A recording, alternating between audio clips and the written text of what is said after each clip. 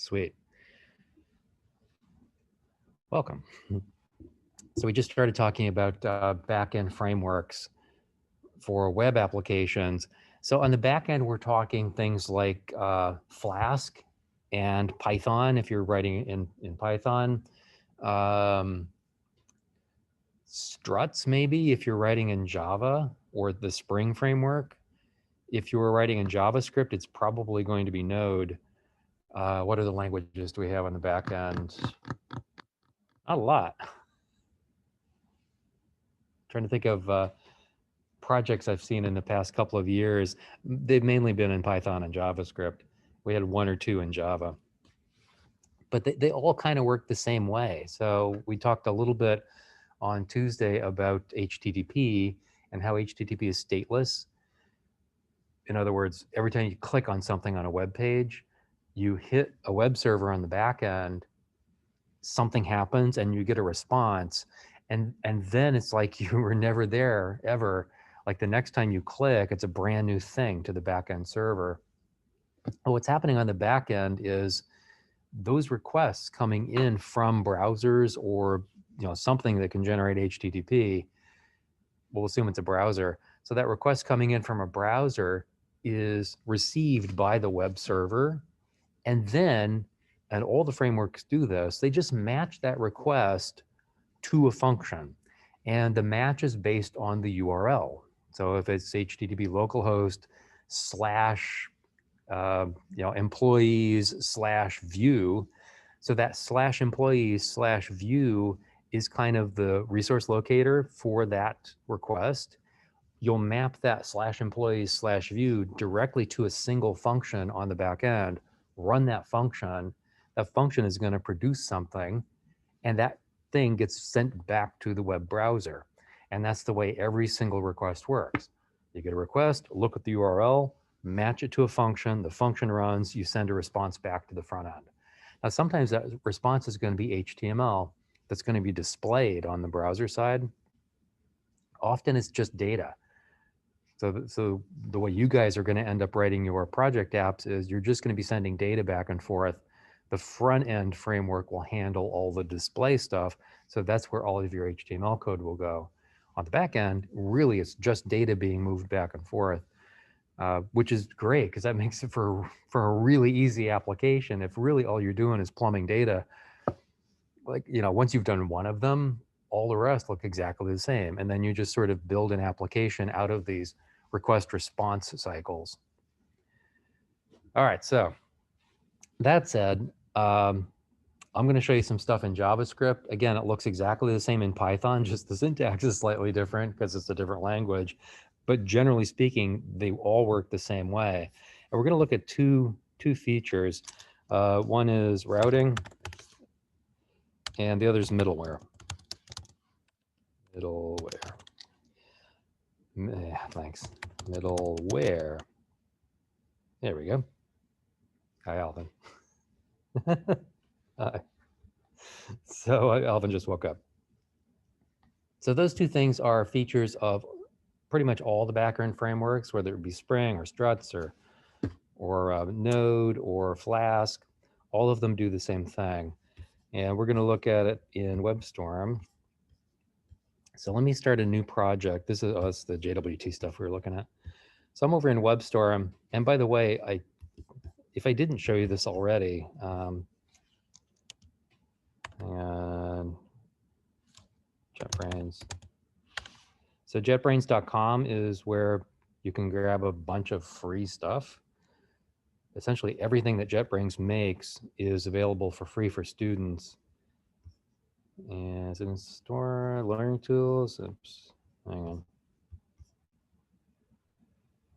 Free licenses for students and teachers. So go to learning tools, free licenses. You just fill in a little form. If you have a .edu address, they'll send you a license right away. And it's essentially everything that they do. So all these developer tools, IntelliJ if you're in Java, PHP, God help you. I use PyCharm quite a bit if I'm doing some Python coding. WebStorm, of course, for JavaScript. For C++, actually, we're teaching CS210 now in CLion. So there's just a lot of good IDE applications here for you. And then they've got a whole data side of this as well for data visualization. And I don't do much work in Kotlin and so on, or in any of the .NET languages, but they're there also. And then you can use R or Scala, like whatever you want. So they've got some really top quality IDEs, and they're all for free. So just go to Learning Tools at JetBrains.com, free licenses, and you're off to the races. They're very responsive too. For if you run into an issue, it's really easy to get help from those guys. I have to figure out who the company is. Been using them forever. Like when I was a consultant back in the day, we were using JetBrains tools. All right, here we go. So I'm in WebStorm, and I'm going to create a new project. File, new project. And let's call this, let's see, it's going to be a Node.js application. And where is this? 412 repos. Yeah, just stick it there. So this is a Spring Node demo. You'll notice I've got options for a view engine. We'll actually use a view engine for this little quick demo. A view engine essentially generates HTML on the back end rather than sending data to the front end to display. You generate an entire page on the back end as the result of a request, and then send the entire page to the browser. And all the browser is doing at that point is displaying the stuff. We don't have any front end frameworks in place now, so I'm just going to generate HTML on the back end, and we'll see it in a web browser. Actually, your prototypes will probably do something really similar. So if you're in Flask, for example, you'll have Python code that generates an HTML page. You'll ship that back to a browser. Here we're going to use a language called Jade / Pug. Pug was Pug's the new name. Jade was the old name for this templating language, and they got a cease and desist order for some reason. And they just renamed it Pug. It's the same language. So you'll see you've got a whole bunch of choices back here.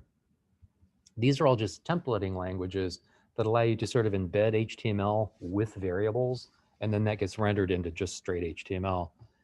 That should make more sense when we actually do it.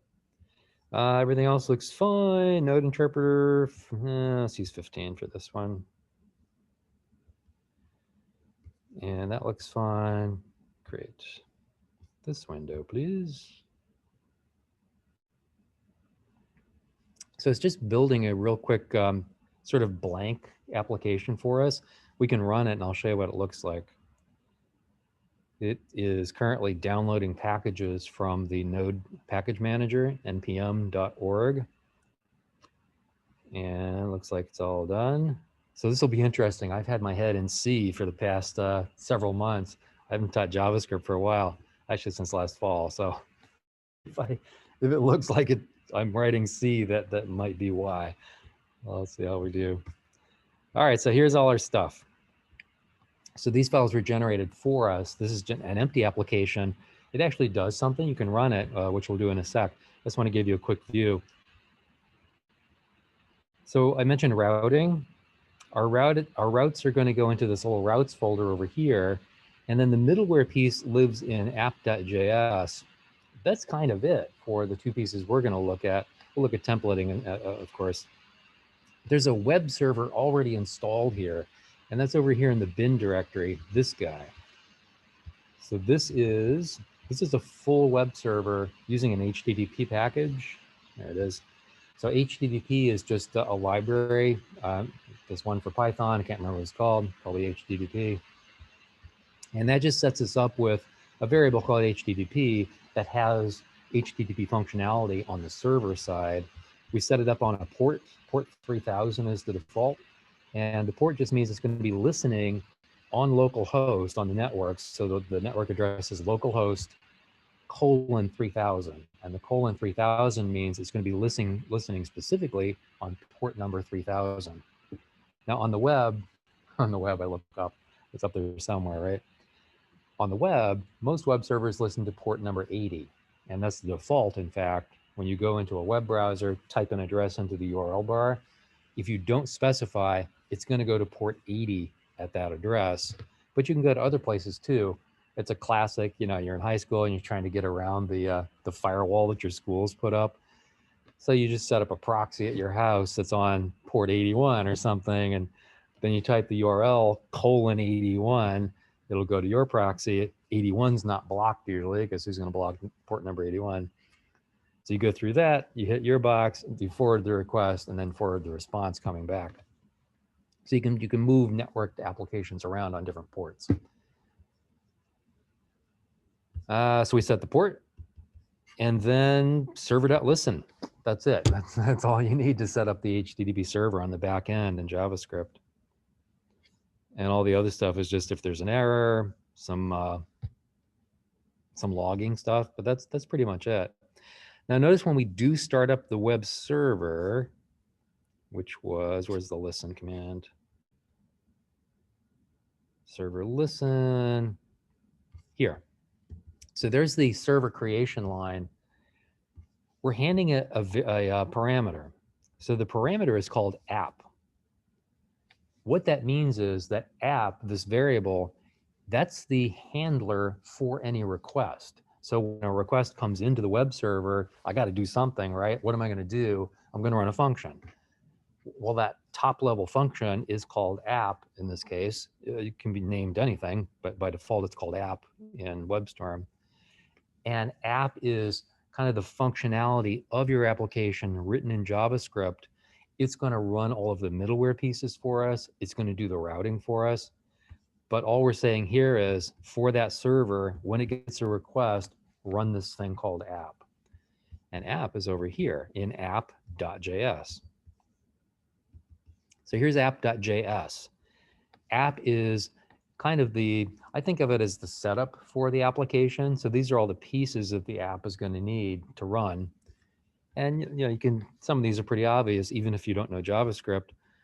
Like I've got a cookie parser. It's going to parse cookies, I'm guessing. I've got a logging system that I'm going to write to my logs with. HTTP errors, that's pretty obvious what that does. The things that we don't recognize right off the bat, this thing called Express. Here's those routers we're talking about. We'll run into actually both of those in a sec. So Express is the Express is kind of the top level of the application. It's responsible for managing the routing. So Express is going to do two things for us.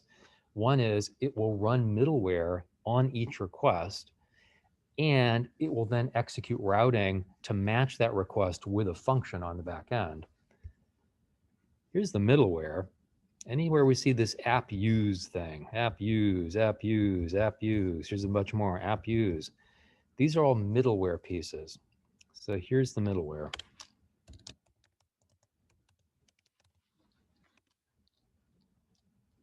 That way. It's supposed to be pointing down. On every single request, it's going to run this. It's going to run this. It's going to run this. It's going to run this. So it does these functions in the order that they appear. It's a chain on every single request. That's the middleware piece. And the middleware part of the server is just your chance to get the request and then process it a little bit before we actually hand it off to routing and then generating a response. So for example, here, the first thing we do in the middleware bit is to log the request. So it's going to, actually we're in dev mode, there's debug mode, there's production mode, just varying levels of logging. But it's going to log whatever the request was. It's going to use a JSON function on the request. If there's any JSON there, it's going to clean it up for us. So normally JSON coming over the network has a bunch of quotes in it, has a bunch of black backslashes in it. It's been formatted to send over the network. We just need to put it back into a clean JSON format, and that's what the .json function does. If there's any URL encoding, like %20, for example, for spaces, this will decode them for us. It'll take any cookies off the request and put them on a special cookie object for us to see. We could get to them, of course, I mean, the request includes cookies and we can get to cookies, through the request object, but it's several layers deep. Cookie parser just parses those cookies out, puts them on a top level object for us to make them easy to see. And then we get right into the routers. So all of this stuff, actually these two, all of this stuff occurs on every single request. If I wanted to add something, or maybe I wanted to, make my own log or something, I can just stick it in here if I want. It's just a function. So app.use, and then the function. So I've got this function, and don't request a response in here, probably. Huh, nice. Do I have request? Yeah, nice. So I've got a request, I've got a response object, I've got the next function. It's this next function thing that chains these middleware pieces together. Now these are all pre-built for us, and so we don't see any next in here, but it's there, it's just part of that function. So you do something like, I don't know, like console.log, and maybe log, I don't know, received request, plus request dot, like the URL. So this is the request object coming into the server. These are all the items that are on that request. I've got the params on the request. If I sent parameters to the backend, the method, get, put, post, delete, and so on. The actual URL, there's all sorts of things here. There are the cookies for it. But maybe I just want to see what the URL was. So what that'll do is every request, it'll run this function because it's in order, right? So it'll do this, then it'll do that, then it'll do this. And I'm just picking something off the request, printing it out on the console. That's all it's doing. This will actually hang because what I didn't do was tell it what to do next. These pre-built things like cookie parser, at the very bottom of them, they say next, just like this. Like that.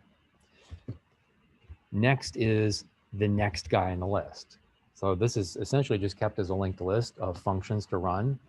And by inserting one in here, I have to tell it go and run the next one in the list. Otherwise, it'll just sit there.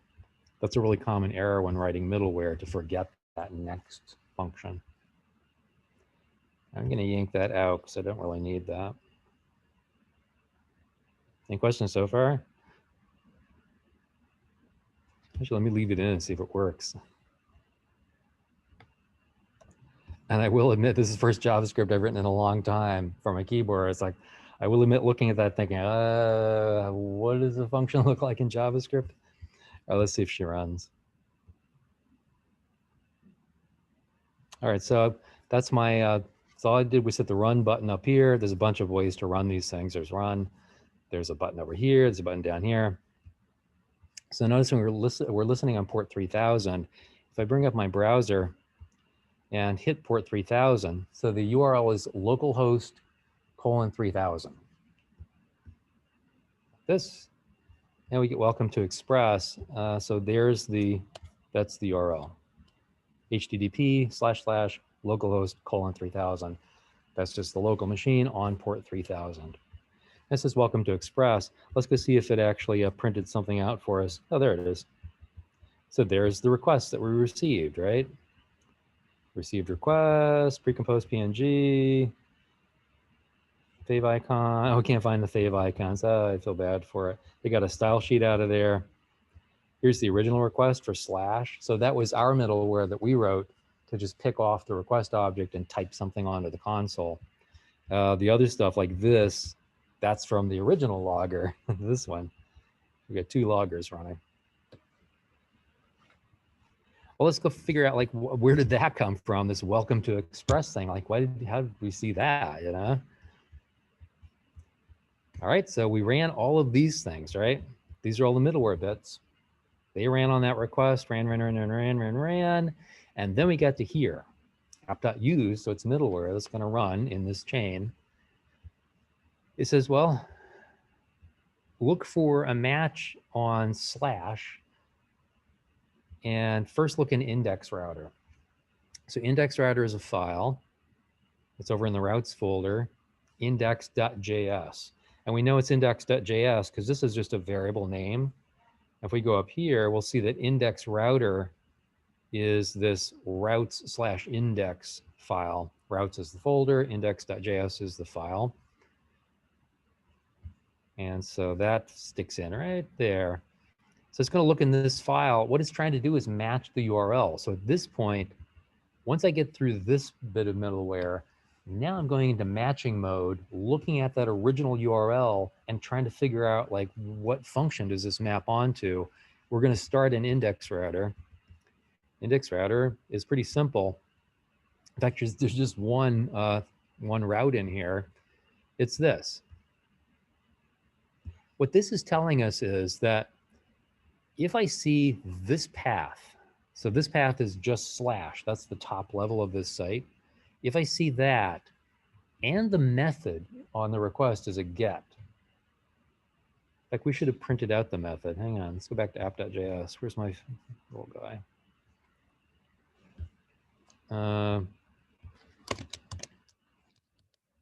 With request dot method, I think is it. Save that. I'm just going to rerun the server. What I want to see is what the method is on that specific request. So now when we go here, make that small so we can see it print. And I'll just do a return here, or a reload. There it is. So there's our line. Received a request for slash with a get method is what that says. That was the request slash with a method get. Well, let's go look at that over in index.js. Do I have a path of slash with a method of get? I do. Here's router.get, and there's the path slash. So when it sees that, it's going to execute a function. This is the function that it's going to execute. So the way JavaScript works is we use callback functions quite a bit. So this whole thing, that's a function call. And then when that function returns, it's going to run the next function in the list. It's called a callback function. So this function, it receives three things from the previous function. So this was the previous function. It's going to receive three parameters: the request object, the response object, and the next function to run. The request object, again, has everything we need from the browser. That's all of, what kind of request was it? Were there any parameters? Were there any cookies? All that lives on the request object. The response is what we're going to send back to the browser. This function only does one thing. It renders a view called index. Rendering in this context means I'm going to take some template code. I'm going to essentially process that template, plug in any variables that I need to, and generate HTML out of it. So let's go look at that index template. Where do our templates live? Our templates live, app.js will tell us. Looks like the templates live in a directory called views. And we're going to use a view engine called Pug. Here's the views directory. And which view are we looking for this one? The view is called index. So it's index.pug that's going to be rendered. That's it. That's the whole thing. Well, let's compare that to the HTML we got. So we've got, should we look at the HTML? Move this over here for the moment. Yeah, it's not what I wanted at all. Hey, there's meer. All right, let's try that again. Oh, here's the HTML. There's our HTML. So here's the template. H1 equals title. There should be an H1 down here. There it is, down the bottom right. and then a paragraph, welcome to title. Looks like title is something we passed in, right? There's the paragraph tag and welcome to express again. So it looks like we passed in a variable called title that had the value express in this case. Let's go see if we can find it. Index.js, up, sure enough, there it is. So this render takes a couple of parameters. The very first one is which view are we rendering? The second is what objects do you want to send into that view? It's in JSON format. So we've got a single key value pair here. Title is the variable, express is its value. Change it to CS411. Run the server again, and where's this guy? And now we've got welcome to CS411. Now you guys, when you're doing your projects, that's a real handy way to like just start with a template that comes with the application. If you're in JavaScript, just come with one of the default templates, see how it works. And now I can start to say, oh yeah, I can sort of see now, you know, maybe I can pass in a name here too. Like looks like I use a pound like this to do, to reference a variable. And then back here, looks like I just need key value pairs, right? So maybe I do comma, name, colon, pairing, like that. So now I've got two things I'm passing to that template, title and name. And because I used name here, it should actually do the right thing. Let's reload. Reload. Well, let's see, it's 411 parry. So that's how I pass things back to the template. Now, this is just JSON. So, you know, this is a sort of a very flat object. I might have another object inside of this, and I would just use dot notation to go down the layers of that JSON structure. All right, cool, huh? No comments, everybody's stunned. Like, wow, this is so cool. Let's go play. So that's the basics. By the way, let's think about what happens if the URL is not found. /baz. So I'm doing localhost 3000 /baz, hitting return, but it gives the 404 not found. Makes sense. I don't have anything mapped to that function baz. But how did I get there? Here's app.js. So if we look at app.js, remember it's middleware, it just runs in order, right? So it ran this, it ran that, it ran this and that and this and that. It got to here and it didn't find /baz. I didn't have that defined yet. So we run the next thing. What's the next thing? Oh, go look in this file. There's another template directory called users. I've got a users.pug in there, or at least paths, or, routes to users sorts of things. Was it in there? Let's go look, actually. Here's users, here's the user routes. Well, I had a slash, but that actually responds to /users and the top level of that. So it's not in there either, right? What's the next thing in the middleware list? Oh, run this function, create a 404 error. And then what's the next thing? See, it says next with a 404 error. Go set the error message, go figure out what the error was, and it's either the 404 or if we didn't define an error, it's going to be a 500 error. 500 is a server-side, just application error, a general one. And then go render the error message. Here's error.pug. That's it. And it just printed out the message, 404 not found. That's actually the 404 code. And then what was it looking at that time? It shows us the stack, at least a few calls back, so we can see what the functions were running up to that point. And then we're done. Anytime you send something back to the browser, you're done. That's, you've gotten out of the middleware at that point, and you're waiting for the next request to come in. So let's go build something. Like, yeah, that's okay, I guess. Let's build something interesting. So I should have one up already. I'll do it later. I do, cool. What's this, weather? Currency, let me do the currency one because it's easier. Ah, it's not it. Nice. Customer search. Strain API. Somebody did a, last semester, the team did a project of matching weed strains to your mood on Twitter. And so I was helping him with the strain API. That's funny. History, let me see if I can get one in history, hang on. That's all Mongo stuff.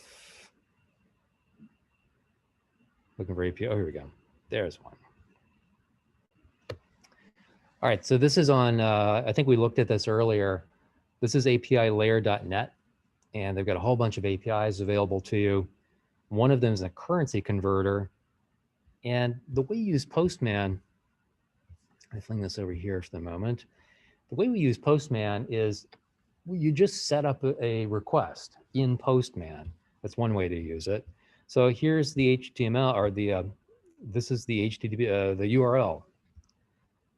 APIlayer.net/API/live. And then the question mark here means, oh, I've got a query string coming. I'm going to put parameters right on the URL in this case, because this is a get and not a post. These are my parameters down here. So I've got an access key here. I've got, what else do I have? Anything else? Should be something else. Yes, I've got an access key, the currencies I'm interested in, and then looks like format didn't have anything in it. Stick a 1 maybe. When I type these things, here are the keys, here are the parameters that I need to send to the API. You can see here that it constructs the URL for me. So it's all in a query string. There's the access key value. Here is the currencies value. And here's the format value down here.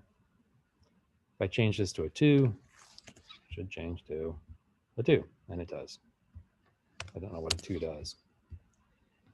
You get these values from the API documentation. So you would go, for example, to APIlayer.net, look for their currency conversion API, and they'll just give you a list. Here are all the parameters you can send. Here's what they mean. Here's what we require, that kind of stuff. So these come directly from the documentation for the API. I assume you guys have been looking at APIs at this point, so you are roughly familiar with these. Then all we have to do is send it. So just hit send, and we get a response back. Now, if there was an error, let me just pull like a 7 off, or what's my last value, a 6? I'm gonna pull the 6 off and do a send, and I'll get, that's what it looks like when I have an invalid key. Now I get this success is false. So that success flag is something I could use on my side once I make the call to see if it worked or not. This, and there's the type, invalid access key. Let's go fix it before I forget what the key should be. 6. Send. Cool, so we got results back. Now in this case, it's sending JSON back. Some APIs you can specify whether you want XML or JSON or something else. This one defaults to JSON. And here are my quotes. So let's use this. We'll throw it into a route in the routes folder, and then try to render this data as it comes back, which essentially is basically what you guys are going to be doing for your prototype demos in a week. All right, here's the magic of Postman. It's why we love it so much. So what you do is you work on this, right? You get your query just exactly right. You know, if you're using a post, for example, so your API says, oh, you got to post the data to us, just change the method over here to post. There's my get. If you need headers, I've got just form URL encoded here. I wanted to simulate information coming in from a form. And then the body of the form is going to have any parameters that I would have on a form. I don't have any because I'm not actually using a form. I'm typing them directly in here. If you need authorization of some sort, you can put authorization tokens in. So you can just basically doctor up the request so it's just perfect. Hit send. I usually hit save at some point just so I have a record of that one that worked. So I don't have to figure it out again. Hit save. Right below that save button though, I don't know why it's so tiny, because this is like the most important part of the application. That little code button. It's not even a button, it's just a stupid link. Hit that, and what you get is, oh, I want to use Python, HTTP client in Python. Just copy that and stick it in your Python application, your Flask app. That's the code you need to make this call. We're in JavaScript. So let's go up here and use, do I want to use the request object? I guess I'll use request. That's the stuff we need. Copy. Copy. Go back here. And let's create a new route. We'll call it, it's going to be a JavaScript file. We'll call it currency. Paste. So I need to wrap this into a route. This is actually just the bare request. So I need it to look something like this. Router.get blah, blah, blah, blah, blah, and so on, right? So let's do that over here. Router.get, and it's going to be, this will be on, let's make it fx/fx on currency. So that's the URL we're going to match, /fx. And we're actually going to mount this file onto the whole system. So you'll see in a moment how that matches up. When I see the /fx incoming method, incoming request, I'm going to run a function. And that function is going to get the request response objects as well as the next function to run. So we'll call those REQ, response, next. And they're going to go into a function. Well, the function itself is essentially this stuff. So here's my request right there, right? Let's take that out and stick it here, like that. This require request, I'm going to stick up at the top. So I'm going to use it for any other request. Is just that's the package that allows us to make HTTP requests.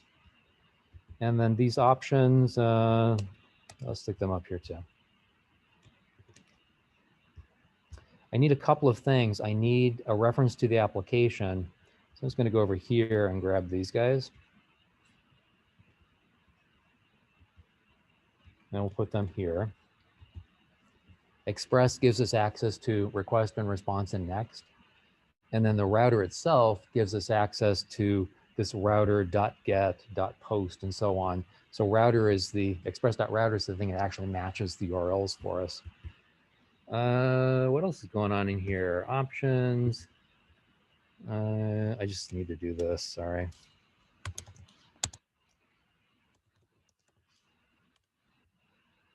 So the keyword var for creating a variable in JavaScript is deprecated. We use let and const now instead. Like welcome to JavaScript. Every week it's something different. I probably don't need these headers, so I can just get rid of those. And I don't have a form, so I can get rid of that for clarity. All right, cool. So this is going to make the request for us. Let me just throw this over here. Like that. Oh, finally a question. Is every path a separate file in the routes folder? Not necessarily. So here's router.getFX, for example. I could do router maybe post fx. Request response next. That. So I could have another route, but on this, or a same route, right? So it's still /fx, but it's a different method in this case. So if somebody did a post to that URL, same URL, they'd hit that. Or I might have router.get slash fx slash eur. So in that case, that would give me same idea. So yeah, so who has that? So three to same route, different verb. Same route, different verb. In this case, this is just a different route, but they're kind of all related. They all sort of stem from this slash fx thing. So these URLs would probably be localhost slash fx slash eur and so on. I would not find just slash eur in anywhere because I haven't defined that one anywhere. All right, so bag those. Let's see. Blah, blah, blah. Request, error response. If error, throw a new error. Response.body. Actually, let's just see what happens. Let's give this a run. It's going to print out the response on the console here. Let's just see if it works. Where is this? Slash fx. Oh, we need to mount this file somewhere. So this is currency.js. Let's go back to the app because app.js is sort of our config sort of zone. And here are the routers that I'm loading up. Let's go grab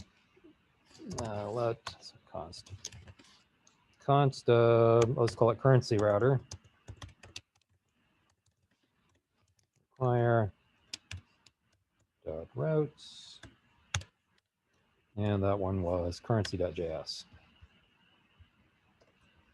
So now I've got a reference to that file, that slash routes slash currency.js is this thing that we've been working on. And I've got a variable here called currency router. Let's go mount that. We mount it down here, app.use. Now here's where we get to choose what the top of this request looks like. So if you recall, in currency.js, our single route is slash fx. So over here, let's mount that at like slash currency. That currency router. What that means is if I hit HTTP localhost 3000 slash currency slash fx, I will hit this guy. So this is responding to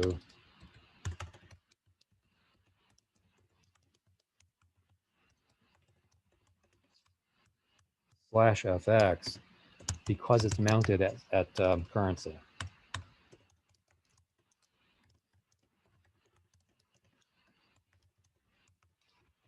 And it's when I say it's mounted at currency, oops, what I mean is this. So it's going to try to match this. It can't find it. It'll go through there, can't find it. It'll finally end up in slash currency and find that slash fx route. And then it's going to run that route for us. Let's see what happens. It's always interesting to see what happens. Oh, I hated that. I hated it because I don't have, can't find module request. I have to install that module.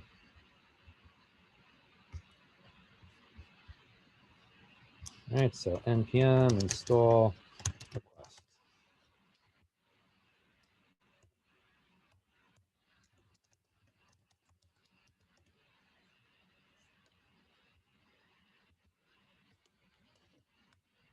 It's going out to npm.js.org and pulling down the packages for the request library, essentially. So grabbed, how many did it grab? 42 different packages. Those are all the dependencies on request. So request includes something else, which includes something else. It walks the entire dependency tree, pulls back all the stuff we need to satisfy all those dependencies, and then installs them for us. So now we've got the request object available. A couple of questions from Andrew. If we hit localhost 3000 slash currency instead of slash currency slash fx, well, slash currency would look for just a slash route, the top level route under currency. And do we put one in? No, that would be a 404, Andrew, because we had not defined just that route.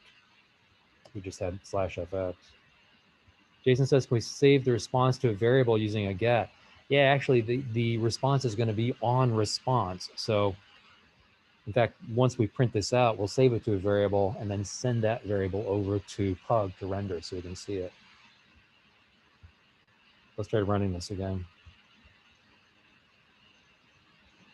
Look at that. Blah, blah, blah, blah, blah. I didn't export the router. It's been a while, sorry. Module export equals router.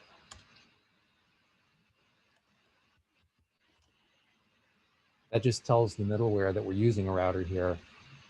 Exports is basically just exposing the router that's in here to the rest of the middleware. Save that, ch runs. All right, so we're listening on 3000, and this was, actually, I'm just gonna copy that. I have to type it. Let's go see what we got.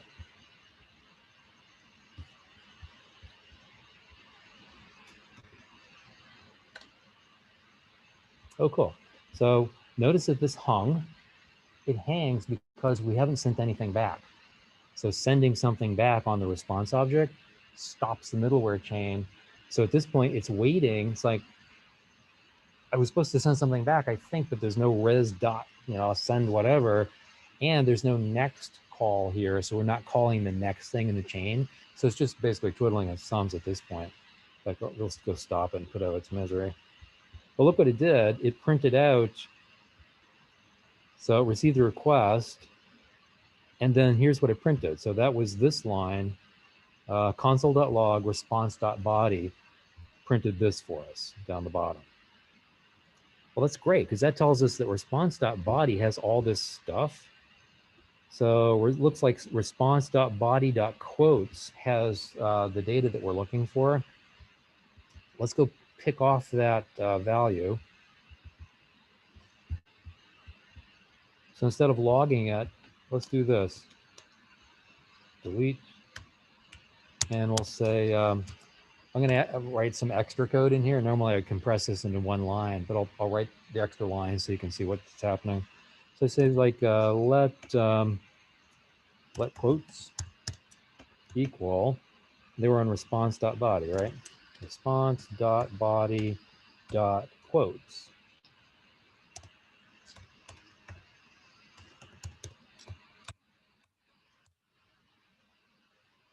Great.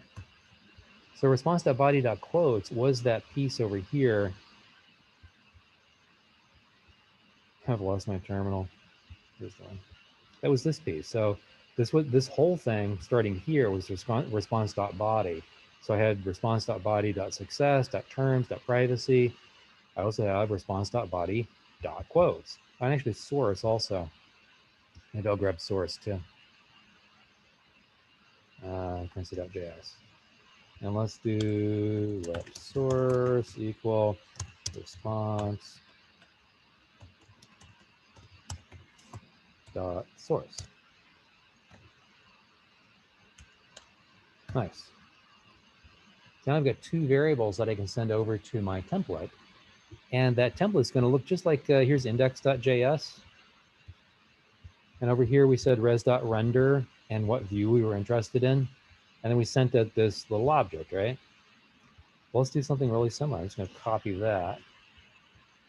Here's currency.js where we're playing. So res.render, and let's call this currency instead of index. And let's go here in our views. I'm going to copy that and paste it. We'll call it currency. So now I've got currency.pug that looks really similar. Currency.js. And I'm going to send over quotes and source. So quotes is going to be quotes. And source will be source.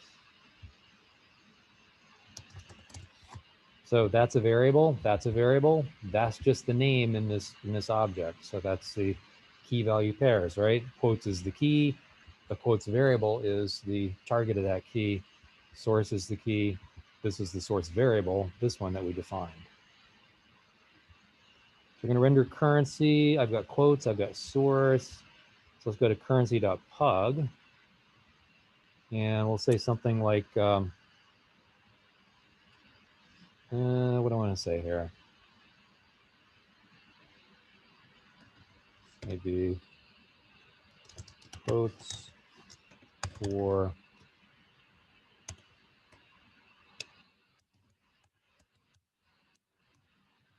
source. And then down here, what I've got is I'll put a paragraph in, and we'll do, I don't know,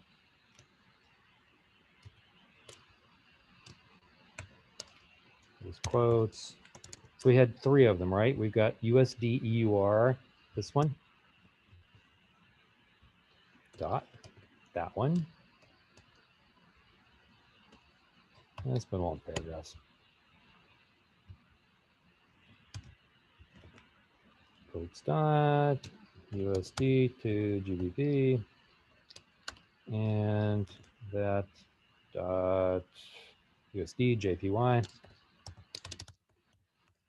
We're getting yen, pounds, and paragraph. And euros. And we can get rid of this because we don't need it. All right, so let's talk about the round trip here, right? So we're going to hit that URL /currency/fx. It's going to end up in currency.js. It'll find the /fx route, execute this function. This function does a request out to the API. Here's the options for the API. But just basically just copied them from Postman. Does the request, it gets a response back. And out of that response, we're going to grab 2 pieces, the quotes object and the source object, the source value, and then send them to this currency view, which will just print them out for us with any luck. All right, so I made a couple of changes. I'm going to restart the server. Okay, we're listening, and let's see, by some miracle, if it works. Move this over here. Move you over there. It's a big buildup, right? All right, so that's localhost 3000 /currency/fx. Go do it for us. Nice. That's a bitch and a vet. Can't read property EUSD EUR of undefined. Oh, I forgot to send them over, didn't I? Oh, no, I did send them over. How'd I call them? Could it find source?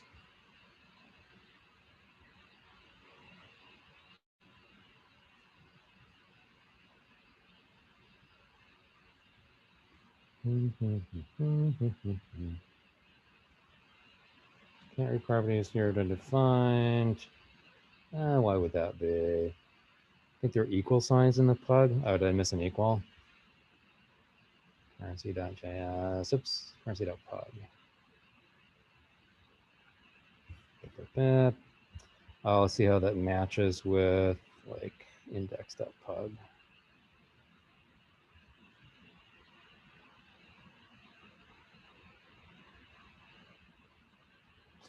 That should work. This is just sort of an immediate thing, and this pulls something out for us. Currency, oops, currency.pug.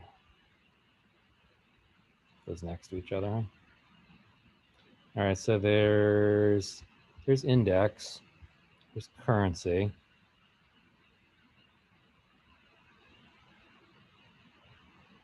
Currency.pug, currency.js, quotes, source.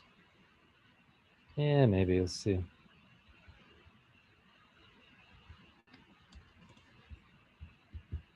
Yeah, it's gonna hate that. So the equal sign basically means that it's gonna replace the what's in between the H1 tags. So that should just work. All variable type source extends layout. What's it error? Bug. Block content. All right, a stack. Options, quotes, source. That's fine. That's fine.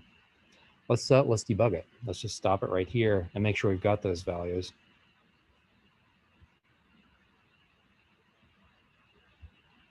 All right, so I'm going to debug. So now we're in the debugger side, and let's go reload. We should hit that route, and we do. And let's go see what our guy says. Oh, here's the issue.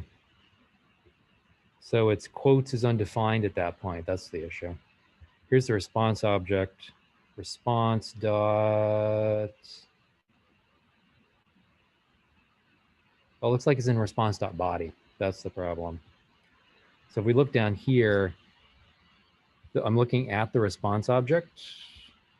Make this big.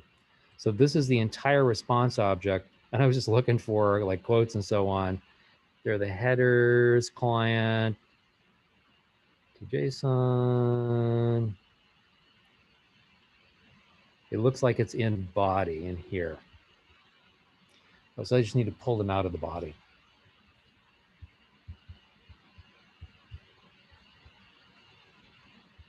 And let's do this. I always have trouble coming up with names. Top level equal. It's on response, right? Response.body. Body. To JSON.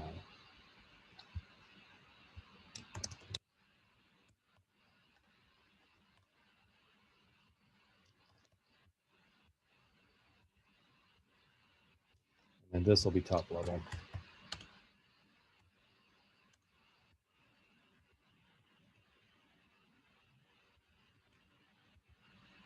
So the change I made there was when we debugged it, we saw that quotes and source was undefined and that they actually appeared in a different spot.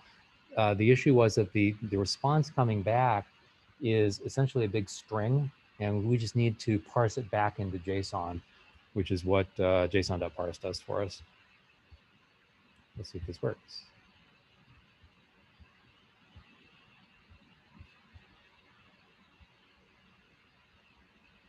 Now it just crashes. Sweet. Response is not defined.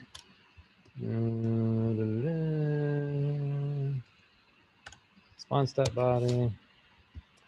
Everyone's an editor, right? Try that.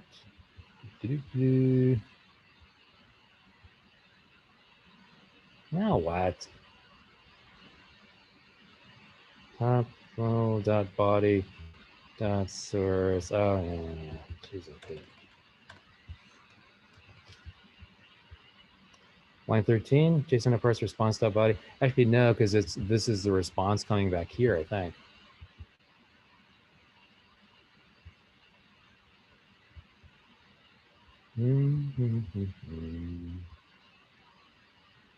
There we go. So that's quotes for USB, and actually we didn't put the what those values were, did we? Let's go see what they were. So let's see what we get back. I'm gonna stop it here because I don't remember what order they were in. Actually, I can see it in Postman, right? So they came back in this order. Euro, pounds, and yen. We'll go over to currency.pug and say euro, GBP, and yen.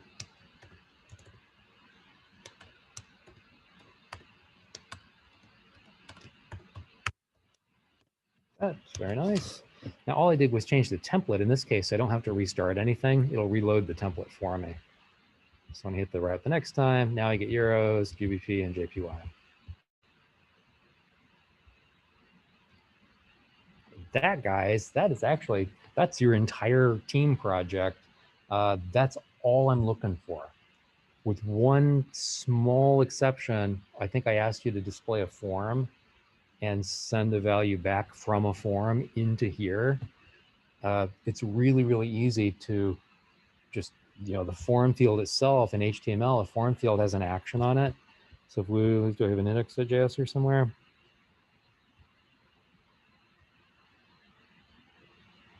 Actually, I don't. Let's put it up here.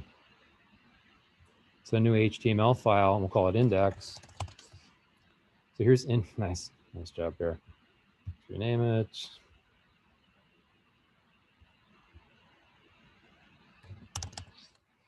Index.html. So index.html is the default top-level file for a website. If you just say slash, it's going to look for index.html first, which is why we don't have one here, because we wanted our routes to handle these. But in a form, you would just do it like this. You'd say form action equals, and then the action is going to be the URL that's going to receive your request.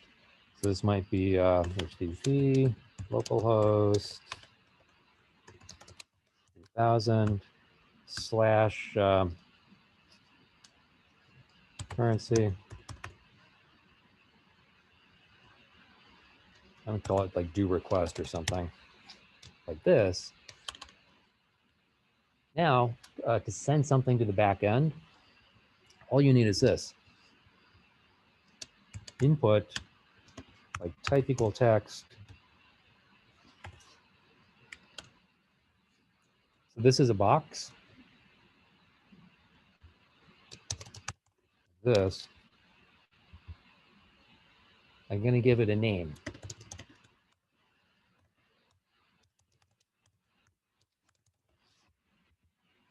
And now I just need a submit button.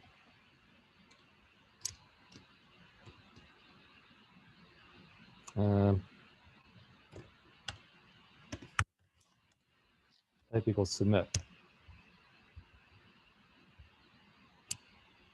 I have to run the input type equals submit. Let's do a button instead.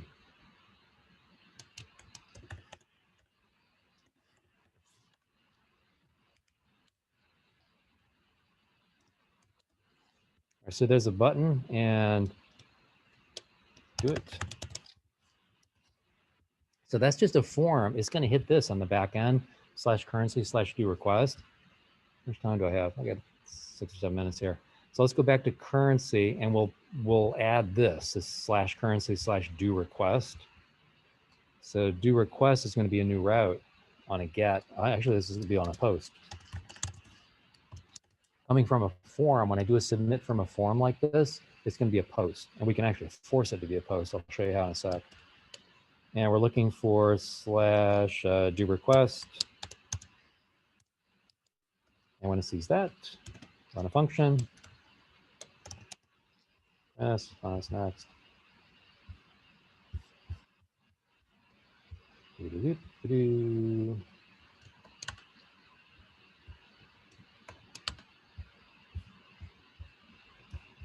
This chat window makes me insane. Get out of my way. Get out of my way. All right, here's the do request one. And let's just stop it so you can see. I'll say let foo. I just need a breakpoint there. And let's go make that, make sure that it's a post. So I'm going to post out of this thing, and I should see this, even though I've got a route running on the top level of the site, index.html I think takes precedence. So let's reload that and go look at the top level of the site, this one. Just there. So there's my search form, search and then do it. That's coming right from this code. Now when I type something in here and hit do it, it's going to hit the action. The action is slash currency slash do request, which we just defined and put a breakpoint on. So let's do something like, let's put Maggie in there. Do it.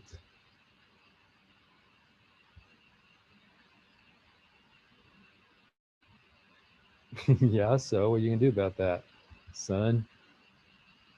There's the post on slash currency slash direct. I don't know why it didn't stop there. Let me just stop this. I'm gonna rewrite it. Matter post.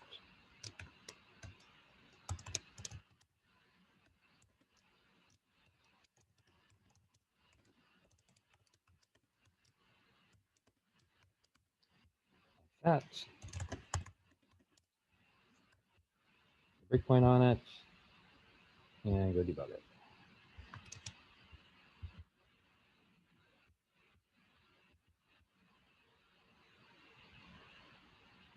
What was I looking for? That's fine. All right, there's our forum. Maggie, do it. Oh, I get a not found.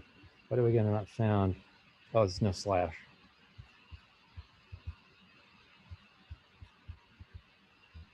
Slash do request. Do it again. You get really good at bouncing back and forth. That Maggie, boot. No, there's our break. Now let's see where Maggie appears. So it's the request, right? We just made essentially a request out of that form on a post. And let's go see where Maggie lives. Here's that request object down here. Dip, dip, dip, dip, dip, dip, dip, dip, dip, dip, dip. There's the method. Dip, dip, dip, dip, dip, dip, dip, dip, dip, dip, dip. I've got params. I've got a query. There's nothing there. There's nothing there. Here's the body. Search term Maggie. So that request coming from the form and on a post ended up in request.body dot whatever name we gave it. And we gave that guy the name search term. So that's why it's search term here. Search term is the label for it, and then Maggie's the value. And then from there, like once you've got that, just pick off request.body.search term and then plug it into your whatever your URL is. So here's currency.js. Up here we had this, this options, right? Here's the URL. Well, I would just plug that search term into that URL and then go ahead and make the API call just as I did here. Get the response back, send it over to a template to render, and Bob's your uncle, you're done.